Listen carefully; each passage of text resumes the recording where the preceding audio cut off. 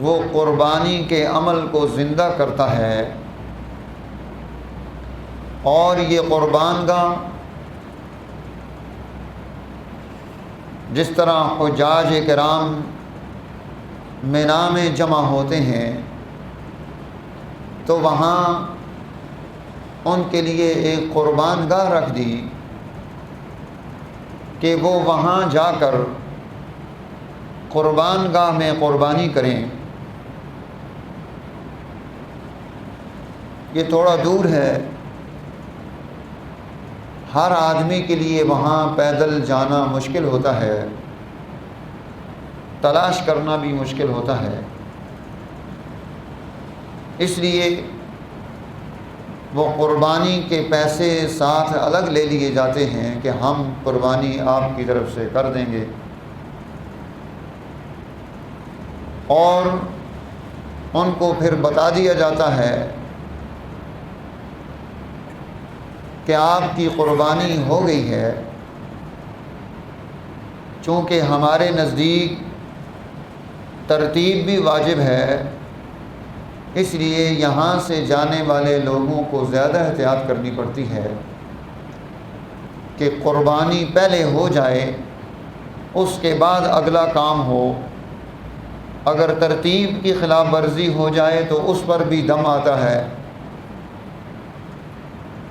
جب حج کا موضوع ہوتا ہے تو اس میں ہم اس پر گفتگو کرتے ہیں۔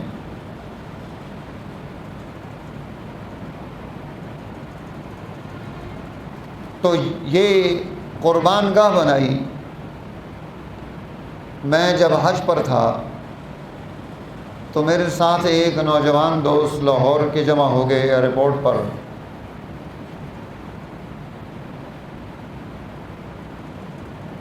تو وہاں سے مجھے بھی ضرورت تھی کہ ایک ساتھ ساتھی ہونا چاہیے، وہ بھی اکیلے تھے، تو ہم دونوں نے وہیں سے ہی اپنا اجتماع پیدا کر لیا کہ ہم ساتھ رہیں گے۔ تو اب ہم سارے سفر میں پھر اسی طرح سے اکٹھے رہے۔ تو ہماری نیت یہ تھی کہ قربان گاہ جائیں گے، منسک جائیں گے، سلاٹر ہاؤس جائیں گے، خود جا کر قربانی کریں گے۔ تو پھر ہم وہاں سے جب منا سے فارغ ہوئے کنکریوں سے، تو پھر ہم چل پڑے سلاٹر ہاؤس تلاش کرنے۔ کوئی گھنٹہ پونا گھنٹہ ہمارا وہاں پہنچتے پہنچتے لگ گیا، چونکہ گاڑیاں تو اس وقت میں اس مقام پر ہوتی نہیں، سارا کام پیدل ہوتا ہے۔ وہاں پہنچ کر ہم نے اپنے اپنے دمبے خریدے اور خرید کر پھر قربانی کے لیے لے گئے۔ تو یہ ایک مشکل مرحلہ کہ گھنٹہ بھر چل کر جائے، پھر وہاں سے واپس آئے، اور پھر اس نے قربانی کے بعد سر مڑا کر طواف زیارت کے لیے بیت اللہ الحرام میں پہنچنا ہے، تو وہ وہاں سے پھر وہاں تک آگے چلنا اور پھر وہاں پہنچنا، یہ تھوڑا مشکل کام ہے بوڑھے حضرات کے لیے یا فیملی ساتھ ہو۔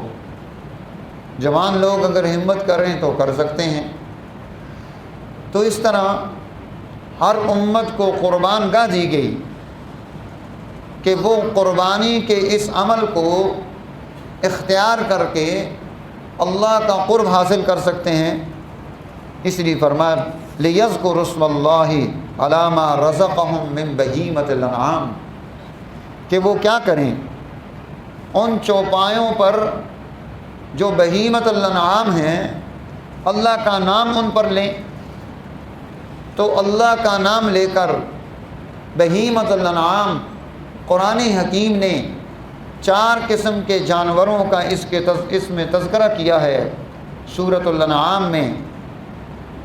اونٹ نر اور مادہ، یہ گائے بیل یہ نر اور مادہ، بکرا بکری اور بھیڑ، دمبا دمبی، یہ جو جانور ہیں ان کا انسان کے ساتھ ایک انس ہے، تعلق ہے،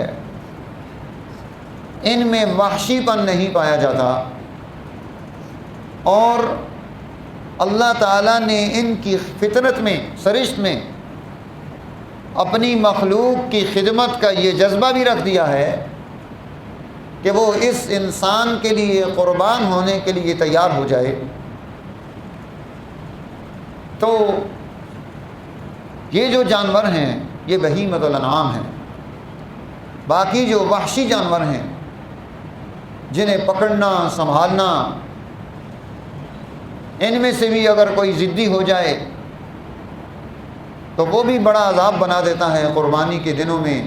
عموماً آپ نے دیکھا ہوگا کہ جانوروں کا بھاگ جانا اور ان کا ٹکرے مار دینا اور اس طرح کے بہت سارے امور جو ہمارے ساتھ پیش آ جاتے ہیں، فیس کرنا پڑتا ہے، جنہیں بعض دفعہ انجیکشن لگا کر ہم مسلمان لوگ دوسرے مسلمان کو دھوکہ بھی دے دیتے ہیں کہ جب تک اس میں نشہ ہوگا تو وہ بڑا فرما بردار جانور نظر آئے گا، جیسے ہی اس انجیکشن کا اور نشے کا وقت ختم ہوگا، اثر ختم ہوگا، تو اب وہ وحشی پن اس میں پھر پھوٹے گا۔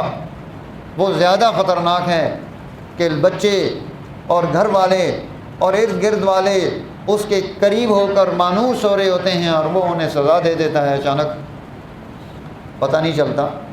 اس لیے دھوکہ دینا یہ اچھی بات نہیں کہ اپنے کچھ پیسوں کو جمع کرنے کے لیے دوسرے کا نقصان کر دے۔ اور جس طرح باقی چیزوں میں ہم نمبر 1 پر ہیں، اسی طرح جانوروں کے اعتبار سے بھی ہماری منڈیاں 2 نمبری میں نمبر 1 پر ہیں۔ ہم دنیا کی ساری قوموں میں سب سے آگے ہیں 2 نمبری کرنے میں۔ وہاں بھی اسی طرح سے ہی ہے کہ ہر وہاں آنے والا وپاری ایمان کو گھر چھوڑ کر آتا ہے اور صرف وپار کرتا ہے اور اپنا پیسہ کماتا ہے، اسے نہ انسانیت یاد آتی ہے، نہ اخلاق یاد آتے ہیں، نہ ہی کوئی اور چیز اس کے سامنے ہوتی ہے ماں سوا اس کے کہ وہ اپنی چیز بیچ کر پیسے جیب میں ڈالے اور گھر چلا جائے۔ لیکن دنیا میں شاید وہ دھوکہ دے کر اپنے آپ کو کامیاب سمجھ رہا ہوگا، لیکن وہ دھوکے سے آنے والے پیسے اتنے بے برکت ہوتے ہیں کہ یہ اتنے لاکھوں جانوروں کے ہونے کے باوجود بھی غریب کے غریب ہی رہتے ہیں، ویسے ہی ان کی حالت ہوتی ہے۔ تو یہ کیا ہے؟ سزا بھی ہے۔ تو اس لیے حضور نبی کریم صلی اللہ علیہ وسلم نے اس سے بھی منع کیا کہ کوئی ایسا دھوکہ دے کر کوئی ایسا کاروبار کیا جائے۔